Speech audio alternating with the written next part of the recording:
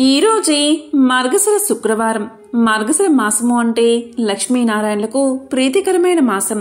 శుక్రవారము అంటే లక్ష్మీదేవికి ఎంతో ఇష్టమైన రోజు. మరి ఈరోజు లక్ష్మీదేవికి సంబంధించిన ఈ విశేషమైన కథలను విన్నా, చదివినా, చెప్పినా, వినిపించినా జన్మల దోషాలు తొలగి కోటి జన్మల పుణ్యం వస్తుంది, సకల శుభాలు కలుగుతాయి. మరి ఆ కథలేంటో ఇప్పుడు ఈ వీడియోలో తెలుసుకుందాం. హిందూ సాంప్రదాయంలో లక్ష్మీదేవి సిరి సంపదలకు దేవత. వివిధ భాగ్యాల అధిష్టాన దేవతలుగా ఈ లక్ష్మీదేవిని అష్టలక్ష్ములుగా పూజిస్తూ ఉంటాం. దేవాలయాల్లో మనం అష్టలక్ష్ములను చూస్తూ ఉంటాం. అమ్మవారు మనకు ఆదిలక్ష్మిగా, ధాన్యలక్ష్మిగా, ధనలక్ష్మిగా, ధైర్యలక్ష్మిగా, గజలక్ష్మిగా, అదేవిధంగా సంతానలక్ష్మిగా, విజయలక్ష్మిగా, విద్యాలక్ష్మిగా మనకు సాక్షాత్కరిస్తూ ఉంటుంది. ఈరోజు అమ్మవారికి సంబంధించిన విశేషమైన కథలను ఇప్పుడు విందాం. చాలా కాలం పూర్వం సురదుడు అని ఒక మహారాజు ఉండేవాడు. అతను మహాబలశాలి, అపరిమిత సైన్యం, అఖండమైన పరాక్రమము గల ఆ రాజు పేరు విన్నంతనే ఇతర రాజులు గడగడలాడిపోయేవారు. క్రమక్రమంగా సురదుడికి తన గురించి తనకే గర్వం కలగసాగింది. అహంకారం కన్నా దుర్మార్గమైనది మరొకటి లేదు కదా. అదెక్కడ అంకురిస్తుందో అక్కడ సర్వనాశనం ప్రారంభమవుతుంది. ఎక్కువ పెరిగితే అక్కడ పతనమే జరుగుతుంది. ఎక్కడ విస్తరిల్లుతుందో అక్కడ ప్రాణాల మీదకి వస్తుంది. చివరికి ప్రాణహాని కూడా కలుగుతుంది. అలాంటి రాకూడని గర్వమే ఆ మహారాజుకు వచ్చింది. దైవదత్తాలను, అనుగ్రహాలను అయిన సమస్తాన్ని తన ప్రజ్ఞే అనుకోసాగాడు. పెద్దలు, అమాత్యులు, శ్రేయోభిలాషులు చెప్పిన మాటలను పెడచెవిన పెట్టడం మొదలుపెట్టాడు. దైవాన్ని తిరస్కరించసాగాడు. నా విష్ణుః పృథ్వీపతిః అని ఏదో సందర్భంలో చెప్పబడిన ఆర్యోక్తిని పురస్కరించుకుని తానే విష్ణువు అనుకున్నాడు. లక్ష్మీదేవి తన ఇల్లాలు అనుకున్నాడు. లక్ష్మీ పూజను సైతం తిరస్కరించాడు. తన పట్ల తిరస్కారం చూపిన వాడిని లక్ష్మి ఏనాడూ క్షమించదు. అటువంటి వాడికి తన ప్రభావాన్ని చూపించే తీరుతుంది. అలాగే సురదునికి కూడా బుద్ధి చెప్పాలి అనుకుంది లక్ష్మీదేవి. జీవానికి మూలమైన ధైర్యలక్ష్మి అతని పట్ల ఎంతో కోపంగా ఉంది. ఆ కారణంగా సురదుని పేరు చెప్పగానే భయపడిపోయే రాజులు అతనిపై యుద్ధాన్ని ప్రకటించారు. ఎవరో ఒకానొక అతి చిన్న సంస్థానాధీశ్వరుడు పరిసరాల రాజులను పోగు చేసి యుద్ధాన్ని నడుపుతున్నాడు. ధైర్యలక్ష్మి వక్రించినను అహంకారం పెరగడం వల్ల సురదుడు ముందు వెనుక ఆలోచించక యుద్ధానికి సిద్ధమయ్యాడు. ఒక్క రోజులో శత్రువులను పారద్రోలాలి అనుకున్నాడు. తన సైన్యం 1,00,000 మంది కాగా శత్రువులు 10,000 మందే ఉన్నారు. అయినా మొదటి రోజు యుద్ధంలో శత్రు సైన్యం స్వల్పంగా నష్టపోయింది. తన సైన్యంలో 10,000 మంది మరణించారు. దానితో సురదుడి అహం దెబ్బతిన్నది. అహంకారం అంటే వేడి ఎక్కిన గాజుపలక లాంటిది. చిన్న చన్నీటి చుక్క పడితే బీటలు అయిపోతుంది. ఇప్పుడు అదే జరిగింది. అహం దెబ్బతినడంతో ధైర్యాన్ని ఆశ్రయించబోయాడు సురదుడు. కాని ధైర్యలక్ష్మి యొక్క కరుణ తప్పింది కదా. అందువల్ల ఆ యుద్ధంలో ధైర్యం కోల్పోసాగాడు. ధైర్యలక్ష్మికి భక్తుడైన ధీమంతుడు అనే చిన్న సంస్థానాధిపతి మిత్ర రాజ్యాల స్వల్పబలంతో సురదునిపై గెలుపు సాధించసాగాడు. సురదుడు భార్యా కుమార్తెలతో సహా అడవులకు పారిపోయాడు. కుటుంబ సహితంగా పారిపోయిన సురదుడు సుమేధుడు అనే ఋషి ఆశ్రమం చేరి అక్కడ తలదాచుకున్నాడు. ఒకనాడు సురదుని భార్య సుమేధుని కాళ్లపై పడి తన భర్త ఎందుకో భయపడుతున్నాడని మంత్రమో తంత్రమో చేసి అతనిని అనుగ్రహించమని ప్రాధేయపడింది. అంత సుమేధ మహర్షి సురదుని పిలిచి వివరాలు అడిగాడు. సురదుడు అంతా చెప్పాడు. దానికి నిట్టూర్చి సుమేధుడు ఇలా చెప్పసాగాడు. ఓ మహారాజా, నీ బలానికి కొదవలేదు. నీవు యుద్ధం చేస్తే గెలుపు నీకే దక్కుతుంది. కానీ నీవు ప్రధానంగా ధైర్యాన్ని కోల్పోయావు. భయము జయాన్ని కలిగించదు. భయస్థుడుకు ఇహపరాలు రెండూ దక్కవు. నాయనా, రాజుకు ధైర్య సాహసాలు ప్రధానాలు. నీవు ధైర్యం వేయడం వల్ల నీ సైన్యం కూడా పిరికితనం వహించింది. ఇదంతకీ మూలం నీవు క్షత్రియ ధర్మబద్ధంగా ధైర్యలక్ష్మిని ఆరాధించకపోవడమే. అందువల్ల ఆ అమ్మ నీకు అన్నిటినీ అనుగ్రహించి ధైర్యాన్ని మాత్రం తొలగించింది. అందుకు నీ అహంకారమే కారణమై ఉంటుంది. నా మాట విని నీవు ధైర్యలక్ష్మిని ఆరాధించు, ఆమె దయను పొందు అని మంత్రోపదేశం చేశాడు మహర్షి. అప్పట్నుంచి సురధుడు సకుటుంబంగా 3 మాసాల పాటు ధైర్యలక్ష్మిని పూజించాడు. రక్తవర్ణ, రక్తాంబరి, రక్తమాల్య భూషధారిని, రక్తచందన దిగ్విజయమైన ఆ తల్లిని అతి నియమంగా ఆరాధించాడు. పూజ తర్వాత ఆమె ప్రసాదం తప్ప మరేమీ తినియరగడు. అతని భక్తికి ధైర్యలక్ష్మి ఆనందించింది. దీంతో ధైర్యలక్ష్మి సురధుడికి దర్శనమిచ్చి, సురధ, ఏం కావాలో కోరుకో అన్నది. అప్పుడు సురధుడు అమ్మవారికి నమస్కారం చేసి, తల్లి, నీవు నాయందే ఉండు అని పలికాడు. అనుగ్రహించింది తల్లి. ధైర్యలక్ష్మి అనుగ్రహించడమే ఆలస్యంగా సురధునికి కొత్త కల వచ్చింది. క్రమక్రమంగా పిరికితనం నుండి కోలుకోసాగాడు. ఆ అడవిలో స్వేచ్ఛగా సంచరించసాగాడు. ఆటవికులను సమీకరించుకున్నాడు. కేవలం 2000 మంది సైనికులను వెంట పెట్టుకుని తన రాజ్యాన్ని ఆక్రమించుకున్న ధీమంతుడిపై దండెత్తాడు సురధుడు. అనూహ్యమైన ఈ దాడికి ధీమంతుడు అబ్బురపడ్డాడు. తాను కూడా యుద్ధానికి సిద్ధపడ్డాడు. ఎవరూ ఊహించని విధంగా ఆ యుద్ధం 10 రోజుల పాటు సాగింది. 2000 సేనతో లక్షల సైన్యాన్ని ఎదుర్కొని 10 రోజుల పాటు పోరాడుతున్న సురధుని పాటవానికి ధీమంతుడు ఆశ్చర్యపడ్డాడు. 11వ రోజు ప్రాతకాలం ధీమంతుడు యథావిధిగా ధైర్యలక్ష్మిని ఆరాధించాడు. ఈ విచిత్ర యుద్ధంలో తనకే విజయం చేకూర్చవలసిందని అమ్మవారిని ప్రార్థించాడు. అప్పుడా తల్లి అదృశ్యంగా ఇలా పలికింది, నాయనా ధీమంతా, మీరిద్దరూ నా భక్తులే. నన్ను తిరస్కరించి అహంకరించిన కారణంగానే గత యుద్ధంలో సురధుణ్ణి పరాజితుణ్ణి చేసి నిన్ను గెలిపించాను. సురధుడు పశ్చాత్తాపంతో ప్రాధేయపడి నాండతోనే నీతో యుద్ధానికి వచ్చాడు. మీలో మీరు కలహించుకోవద్దు. అతని రాజ్యం అతనికి అప్పగించు, నీకు శుభం కలిగిస్తాను అన్నది అమ్మవారు. ఈ విధంగా అమ్మవారు చెప్పగానే ధైర్యలక్ష్మి యొక్క మాటలు వినగానే ధీమంతుడు ఆమెకు ప్రణమిల్లాడు. ఇలా పలికాడు, అమ్మా, ప్రపంచమంతా నీ అధీనం. నేననగా ఎంత? నువ్వెలా చెబితే అలాగే నడుచుకుంటాను అని ఆమెను స్తుతించి యుద్ధ రంగానికి బదులు సరాసరి సురధుడి శిబిరం వైపు బయలుదేరాడు ధీమంతుడు. ఆ సమయానికి సురధుడు కూడా అమ్మవారిని ఆరాధిస్తున్నాడు. అప్పుడు ధైర్యలక్ష్మి సురధుడికి ఇలా తెలియచేసింది, సురధ, ధీమంతుడు శాంతియుతంగా నీ రాజ్యాన్ని నీకు ఇచ్చేస్తాడు, తీసుకుని పాలించుకో అని చెప్పింది అమ్మవారు. అందుకు సురధుడు ఇలా పలికాడు, తల్లి, నీ ఆజ్ఞ ప్రకారమే చేస్తాను.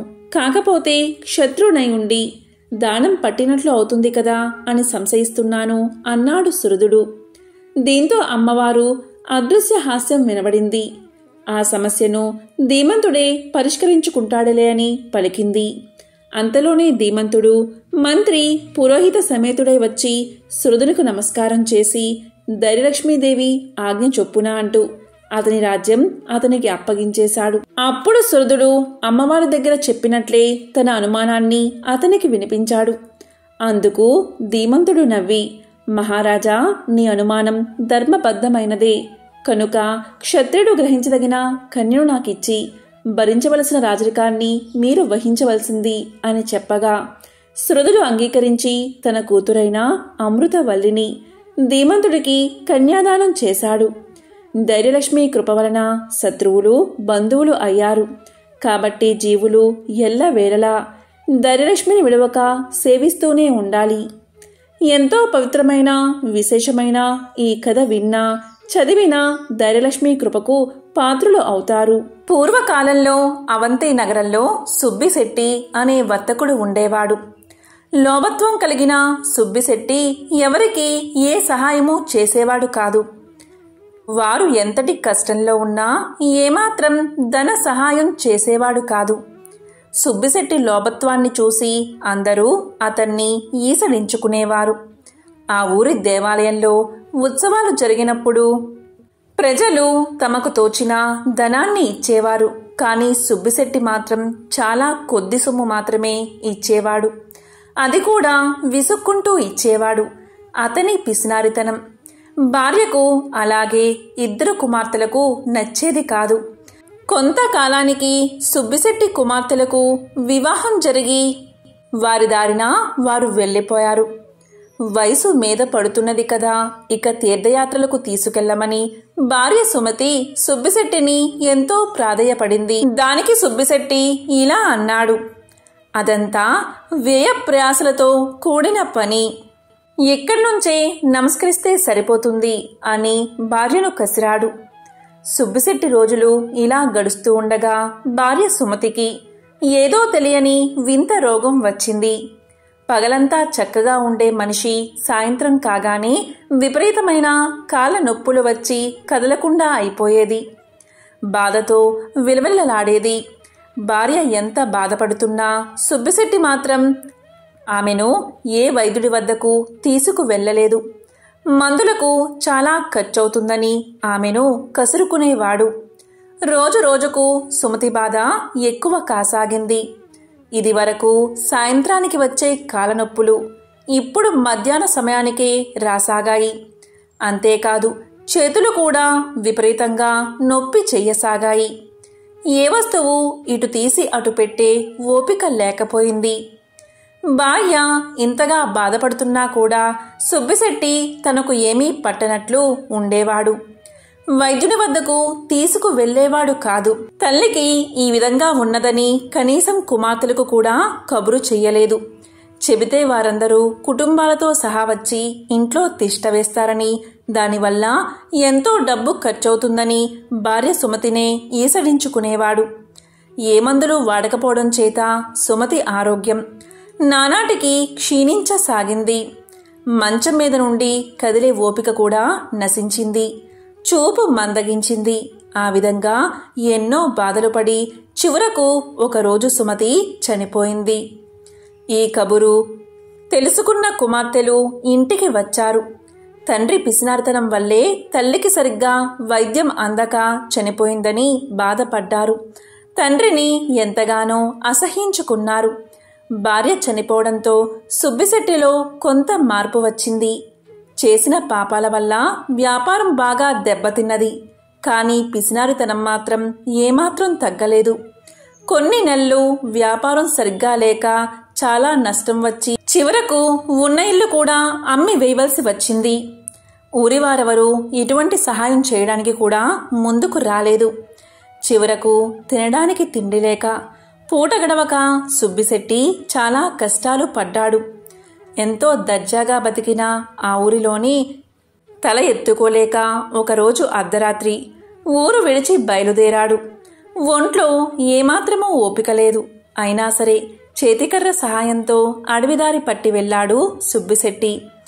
ఉదయానికి మరో ఊరు చేరాడు. అక్కడ 2 రోజులు ఉండి ఆ ఊరివారు కూడా తన్ను గుర్తించడంతో అవమానాన్ని భరించలేక అక్కడి నుండి ఒకనాడు అర్ధరాత్రి ఊరు విడిచి బయలుదేరాడు. కొంత దూరం వెళ్ళగానే అడవి వచ్చింది. అంతా చీకటిగా ఉంది. సరిగ్గా తిండి కూడా తినకపోవడం వల్ల నడక కూడా సరిగ్గా రావడం లేదు. ఇంతలో ఒక్కసారిగా ఎదురుగా ఎలుగుబంటి కనిపించింది. ఇక సుబ్బిశెట్టి పై ప్రాణాలు పైనే పోయాయి. ఎలుగుబంటి భీకరంగా అరుస్తూ సుబ్బిశెట్టిపైకి దూకబోయింది.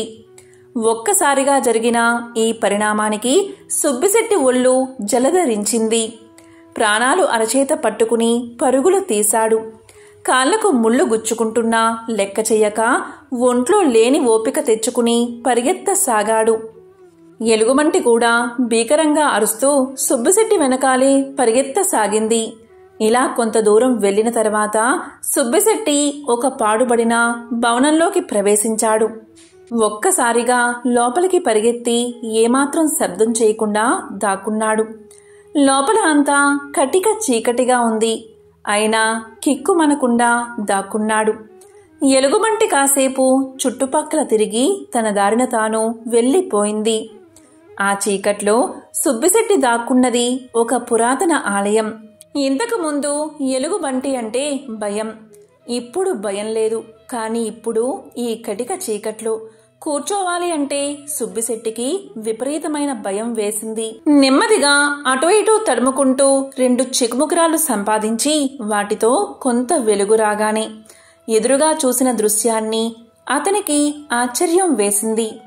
ఆ వెలుగులో శ్రీ మహాలక్ష్మీదేవి యొక్క విగ్రహం కనిపించింది. తాను ఉన్నది మహాలక్ష్మి ఆలయమని సుబ్బిశెట్టికి అర్థమైంది. ఆ గుడి ఎవరూ పట్టించుకోకపోవడం చేత శిథిలావస్థలో ఉన్నదని సుబ్బిశెట్టి గమనించాడు. ఎంతో బూజుగా ఉంది. చీకటిగా ఉండడం చేత అమ్మవారి విగ్రహాన్ని చూసి భయపడ్డాడు. నిత్య ధూపదీప నైవేద్యాలు లేకపోవడం వల్ల విగ్రహం చూసేవారిని భయపెట్టేలా ఉంది. ఏ విధంగా అయినా ఇక్కడ దీపం వెలిగించకపోతే తాను ఉండేలా కనిపించడం లేదు. అలా అని బయటకు వెళ్దామంటే ఎలుగుబంటి భయముంది.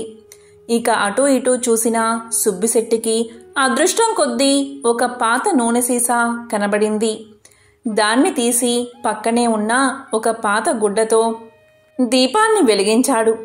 అమ్మయ్య అనుకున్నాడు. ఆ కాంతి వల్ల సుబ్బిశెట్టి కొంత ధైర్యాన్ని తెచ్చుకున్నాడు. పరిగెత్తి అలసిపోయి ఉండడం వల్ల సుబ్బిశెట్టికి వెంటనే గాఢ నిద్ర పట్టింది. గోడకు ఆనుకుని కూర్చుని అలాగే పడుకున్నాడు. ఇంతలో సుబ్బిశెట్టికి కలలో మహాలక్ష్మీదేవి దర్శనం ఇచ్చింది. ఆమె ఇలా పలికింది, సుబ్బిశెట్టి, నీవు జీవితంలో ఎన్నో పాపాలు చేశావు. మితిమీరిన పిసినారితనంతో చివరకు కట్టుకున్న భార్యను కూడా పోగొట్టుకున్నావు. ఎవరికి గుప్పెడు బియ్యాన్ని కూడా దానం చెయ్యలేదు. కానీ ఈరోజు నీవు నా దేవాలయంలో దీపం వెలిగించగానే నీ పాపాలన్నీ నశించాయి. ఎన్నో సంవత్సరాలుగా ఈ దేవాలయాన్ని ఎవరూ పట్టించుకోవడం లేదు. ఇన్నాళ్ల తర్వాత నీవు ఇక్కడ దీపాన్ని వెలిగించడంతో నేను నిన్ను అనుగ్రహించాను. ఈ ఒక్క పుణ్యకార్యం వల్ల నీ పాపాలన్నీ తీరిపోయాయి. ఇవిగో ఈ బంగారు నాణాలు తీసుకో. వీటితో ఇక ముందు సంతోషంగా ధర్మ ప్రపత్తులతో జీవిస్తూ కాలం గడుపు అంది అమ్మవారు. తెల్లవారగానే సుబ్బిశెట్టికి మెలకువ వచ్చింది. ఒక్కసారిగా ఆ రాత్రి తనకు వచ్చిన కలను గుర్తు చేసుకున్నాడు. కలలో అమ్మ దర్శనం లభించినందుకు ఎంతో ఆనందించాడు.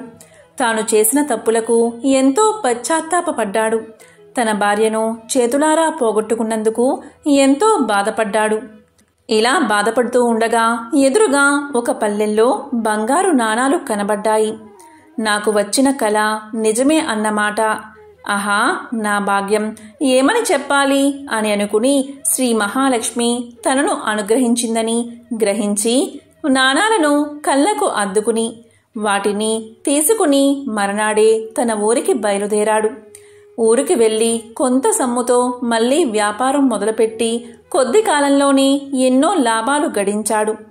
తనను అనుగ్రహించిన ఆ శ్రీ మహాలక్ష్మి ఆలయాన్ని ఎంతో అద్భుతంగా పునర్నిర్మించాడు. శ్రీ మహాలక్ష్మికి ఎన్నో దివ్యమైన ఆభరణాలు చేయించాడు. నిత్య పూజలకు, ధూపదీప నైవేద్యాలకు కొంత సొమ్ము కేటాయించి ఆచార్యులను వినియోగించాడు. ఇక బతికినంతకాలం తోటివారికి సహాయపడుతూ దాన ధర్మాలు చేస్తూ జీవించి చివరకు ముక్తిని పొందాడు. పూర్వకాలంలో కోసల దేశంలో దేవదత్తుడు అని బ్రాహ్మణుడు ఉండేవాడు. అతనికి సంతానం లేదు. అందువల్ల యజ్ఞం చేశాడు. ఆ యజ్ఞంలో ఉద్గాతగా గోబిలుడు అని బ్రాహ్మణుణ్ణి నియమించాడు. ఏ కారణం వల్లో ఆ గోబిలుడికి ఆ సమయంలో యగశ్వాస దిగశ్వాస కావడం చేత మంత్ర పఠనంలో చిన్న స్వరభంగమైనది. అందుకు దేవదత్తుడు కోపగించి ఇలా పలికాడు, ఓరి గోబిలా, సంతానార్థమై శ్రవణం చేస్తూ ఉండగా స్వరభంగం ఎందుకు చేశావు అని కసిరాడు. అందుకు అలిగిన గోబిలుడు, ఇంత కోపిష్టివాడికి యజ్ఞం ఎందుకు? స్వరభంగమైతే ప్రాయశ్చిత్తం చేసుకోవచ్చు. అంతేకాని యజ్ఞ దీక్షలో ఉండి ఉద్గాతపై కోపగించడం పాపహేతువు. నీకీ జన్మలో కొడుకు పుట్టినా పుట్టుగాక, వాడు విద్యారహితుడై మూర్ఖుడు అవుగాక అని శపించాడు. దీంతో దేవదత్తుడు ఎంతో భయపడిపోయాడు. గోబిలుడు అతన్ని శపించాడు కాని శాపాన్ని తిప్పే శక్తి తనకు లేదు అన్నాడు. యజ్ఞం ముగిసింది. యజ్ఞఫలంగా దేవదత్తుడుకు కొడుకు పుట్టాడు. అతనికి ఉతద్యుడు అనే పేరు పెట్టారు. కానీ శాపం కారణంగా అతను వట్టి మూర్ఖుడు, మూగవాడు అయ్యాడు. మాట్లాడలేడు, చదువు అబ్బలేదు, ఏదీ అర్థం చేసుకోలేడు. విద్య లేని వారిని ఎవరూ గౌరవించరు కదా. అందున బ్రాహ్మణులందు అసలే గౌరవించరు. దేవదత్తుడు ఎంతగా ప్రయత్నించినా కొడుకును తీర్చిదిద్దుకోలేకపోవడం వల్ల విసుగు పుట్టి ఒక్కగానొక్క కొడుకును ఇంటి నుంచి తరిమేశాడు దేవదత్తుడు. అమాయకుడైన ఉతద్యుడు గంగా తీరం చేరి అక్కడ అడవిలో ఒక గుడిసె వేసుకుని ఏకాకిగా బతుకుతున్నాడు. చదువు రానందువల్ల, పుట్టకముందే శాపం పట్టినందువల్ల, అయినవాడు తరిమేయడం వల్ల ఎంతగానో ఏడుస్తూ ఉండేవాడు. ఒకరోజు ఒకానొక ఋషి ఆ గుడిసె దగ్గర నుండి పోతూ లోపల నుండి వస్తున్న ఉతద్యుని రోదన ధ్వనికి ఆశ్చర్యపడి లోపలికి వెళ్లి అతన్ని పలకరించాడు. అడిగిన ఋషికి తన కష్టాన్ని తెలుపుకున్నాడు ఉతద్యుడు. ఆ మాత్రానికే 2 గడియల కాలం పట్టింది. అతని స్థితికి ఋషి హృదయం కరిగినది. అప్పుడు అతనికి ధైర్యం చెప్పి ఋషి ఇలా పలికాడు. నాయనా, విద్యాలక్ష్మిని పూజించు అని పలికాడు. తనకేమీ తెలియవు అన్నాడు ఉతద్యుడు. అది నిజమే కదా. అందుకే ఆ ఋషి విద్యాలక్ష్మిని తానే ప్రార్థించాడు. అమ్మా, ఈ అమాయకుణ్ణి అనుగ్రహించమ్మా అని వేడుకున్నాడు. ఉతద్యుడు ఊ అని ఏడుస్తున్నాడు. దానితో ఋషి ఇలా పలికాడు. ఓయి, ఊ అని ఎందుకు ఏడుస్తావు? ఏ అని ఏడు అని కసిరి వెళ్ళిపోయాడు. వెంటనే ఉతద్యుడు ఊ అండం మానేసి ఏ అని ఏడవసాగాడు. ఆ అమ్మవారి లీల అనంతం. ఎవరిని ఎలా అనుగ్రహిస్తుందో ఎవరికి తెలుసు? పరాశక్తి యొక్క ఏకాక్షర బీజమే ఏకారం. అది ఉతద్యుని ఏడుపులో అంతర్బిందువైనది. ఉతద్యుడు ఋషి ప్రోక్తమట్లు మనసులో విద్యాలక్ష్మిని తలుచుకుంటూ ఏడుస్తూనే ఉన్నాడు.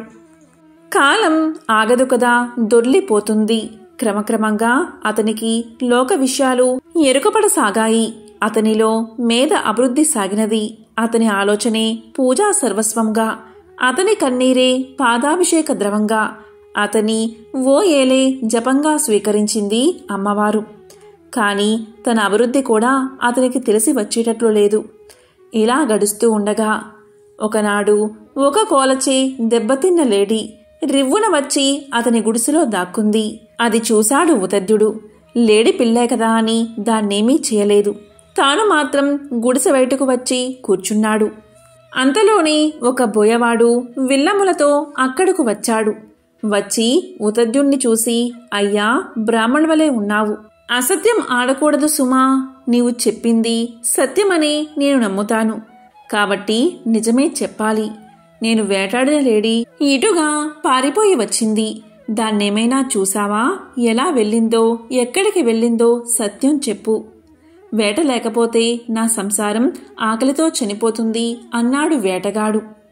ఉతద్యుడు దీంతో ధర్మ సంకటంలో పడ్డాడు. అసత్యం ఆడకూడదు అంటే అబద్ధం చెప్పకూడదు.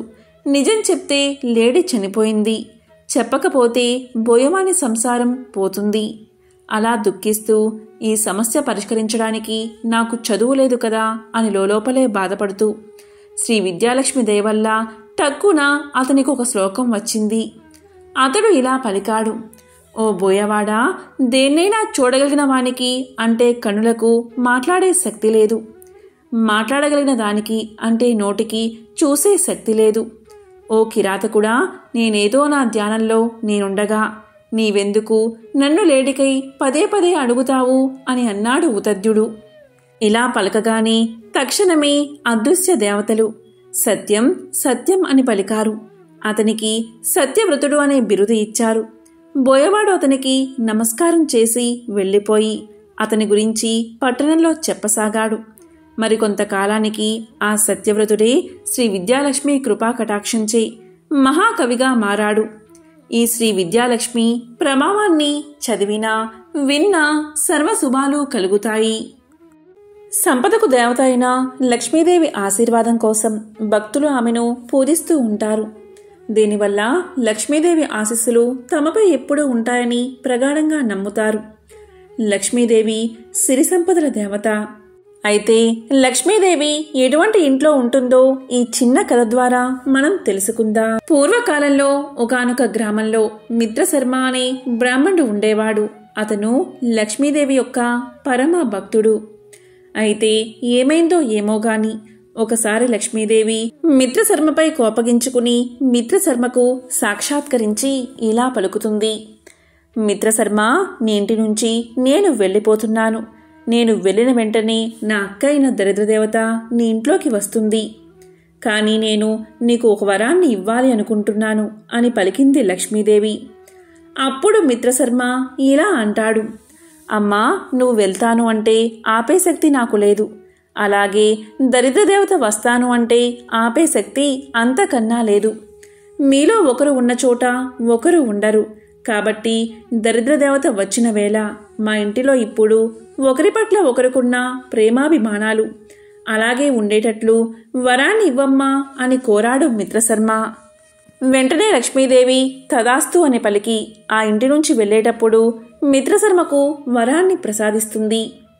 కొన్ని రోజుల తర్వాత ఇంటిలో వంట చేస్తున్న మిత్రశర్మ భార్య కూరలో ఉప్పు కారం సమపాలనలో వేయమని కోడలికి చెప్పి గుడికి వెళ్ళిపోయింది. కొంతసేపటికి చిన్న కోడలు ఉప్పు కారం కూరలో వేసి ఏదో పనిలో పడిపోయింది. మరికొంతసేపటికి పెద్ద కోడలు వచ్చి కూరలో ఉప్పు వేశారో లేదో అని అనుమానం వచ్చి తను కూడా ఆ కూరలో మళ్లీ ఉప్పు కారం వేసేస్తుంది. ఇంతలో అత్తగారు గుడి నుంచి ఇంటికి వస్తుంది. కూరలో ఉప్పు కారం వేశారో లేదో అని అనుకుని తాను కూడా కొంత ఉప్పు వేస్తుంది. ఇక మధ్యాహ్నం సమయమైనది. మిత్రశర్మ భోజనానికి కూర్చున్నాడు. మిత్రశర్మ భార్య భోజనాన్ని వడ్డించింది. కూరను తినగానే మిత్రశర్మకు కూరలో ఉప్పు ఎక్కువైందని గ్రహించి దరిద్రదేవత ఇంట్లోకి ప్రవేశించిందని తెలుసుకుంటాడు మిత్రశర్మ. ఏమీ మాట్లాడకుండా తిని లెగుస్తాడు.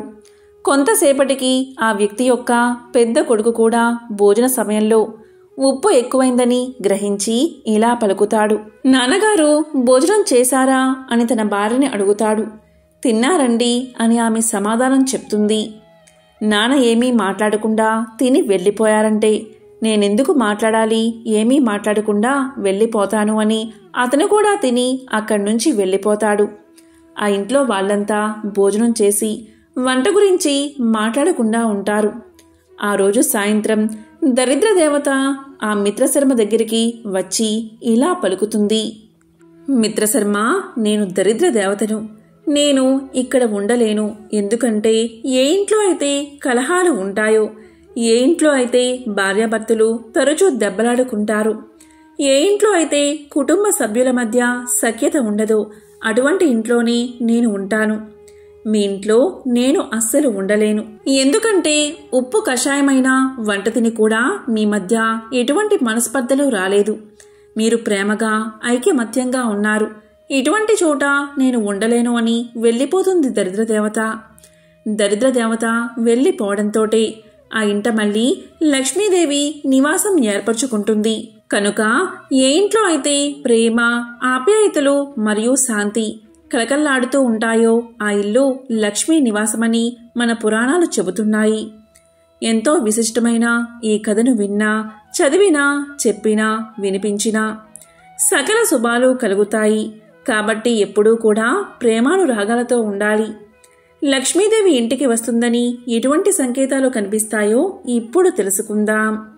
ఇంట్లో అకస్మాత్తుగా నల్ల చీమలు గుంపులుగా ఏర్పడి ఏదైనా తినడం ప్రారంభిస్తే అది లక్ష్మీదేవి రాకకు సంకేతం.